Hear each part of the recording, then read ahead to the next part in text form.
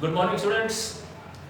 I'm back again with figures of speech. So in this part of the lesson, we are going to study three important figures of speech which are used in literature.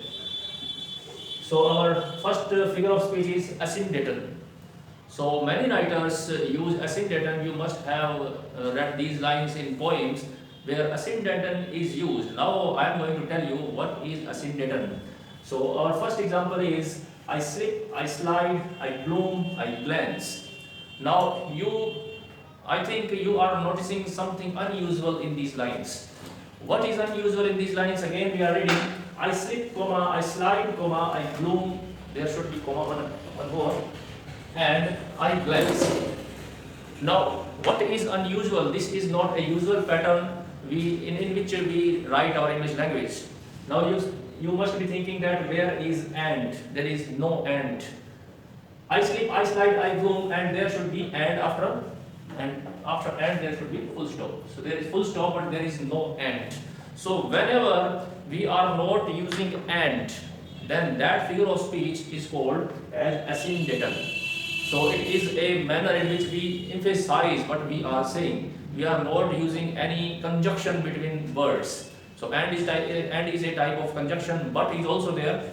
So we can use here and. I slip, I slide, I bloom, and I glance. But we are not using. So it means that which figure of speech is used here? That is asyndeton. There is another example. The spring, the head, the fountain of your blood is stopped. So you see, in this sentence also we are skipping and. The spring, the head, the fountain of your blood is stopped. So we can use here the spring, the head, and the fountain of your blood is stopped, but there is no use of and. It means figure of speech is asyndeton. Again, very simple sentence: read, write, learn. So in this sentence also the speaker is motivating us to read and to write and to learn. But he is not using any conjunction here, any and. Read, write, learn. Okay. So I think asyndeton is clear now. Next figure of speech, that is polysyndeton. It is completely opposite of asyndeton.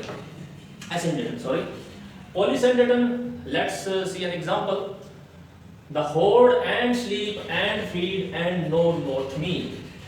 Now in this sentence we read again. The hoard and sleep and feed and know not me. Now you must noticing that something unusual in this line too. What is unusual in these lines? Overuse of conjunction is there. You can see and here also, and here also. 3 times and is used. In normal sentences, according to the rules of grammars, we do not use and 3 times. We use conjunction only for 1 time. But in this line, and is used for 3 times. So overuse of conjunction is there, and that is known as polysyndeton. It is also a way of emphasizing your sentence. Next example, I like Hindi and English and Punjabi and Bengali languages. Languages should be there. So in this line also, the writer has used many conjunctions, that is and. 1 and, 2 and 3 and.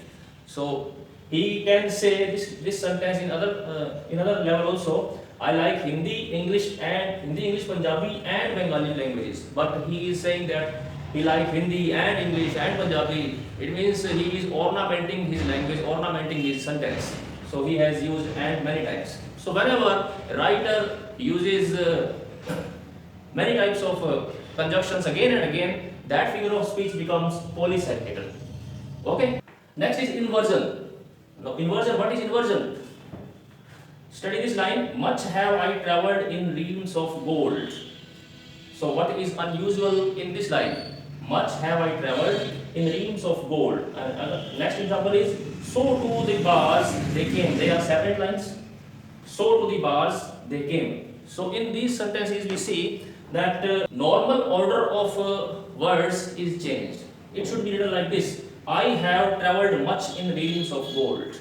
But instead the writer is using much before the subject, or he has changed the order of the words. So whenever the writer changes the order of the words, meaning remains the same, but the force changed.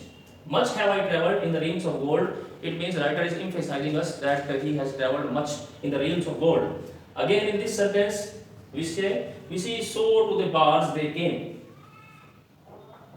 So to the bars they came. So in this line also, inversion is there. So is placed in front of the sentence. So it should be in the middle of the sentence.